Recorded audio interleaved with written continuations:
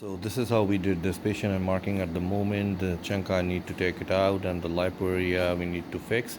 We just did the umbilical hernia repair as well. So keep watching us. So we started with the liposuction to cut down some extra fat from the love handle upper belly to give her more contouring.